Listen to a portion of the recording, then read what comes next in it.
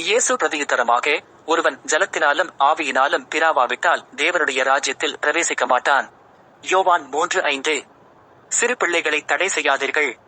இதை இயேசு கிறிஸ்து பரலோகம் செல்ல மிக முக்கியமானதாகவும் மிக அழுத்தமாகவும் சொல்கிறார்.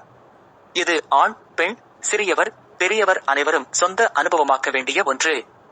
இதற்கு தடை இல்லாமல் பார்ப்பது நம் கடமை.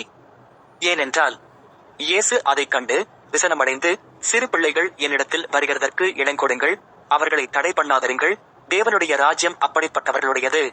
மார்க்கு 10:14 மற்றும் மார்க்கு 10:15. லூக்கா 18:17. சிறு பிள்ளையைப் போல் தேவனுடைய ராஜ்யத்தை ஏற்றுக்கொள்ளாதவன் ஒருபோதும் அதற்குள் பிரவேசிப்பதில்லை. வசனங்கள் இவ்வளவு தெளிவாக இருக்கும்போது இன்று கர்த்தரின் வருகை அல்லது மரணம் நேரிட்டால் நம் பிள்ளைகளின் நிலை என்ன? சிறுவர்களுக்கு நாம் தடையாக இருக்கிறோமா என நிதானித்து, வேதத்தை நாமே வாசித்து, ஆவியானவர் அதை விளக்கும்படி ஜெபித்து, சரியான புரிதலோடு செயல்படுவோமா? உன் பிள்ளைகள் எல்லாரும் கர்த்தரால் போதிக்கப்பட்டிருப்பார்கள். உன் பிள்ளைகளுடைய சமாதானம் பெரிதாயிருக்கும். ஏசாயா 54:13.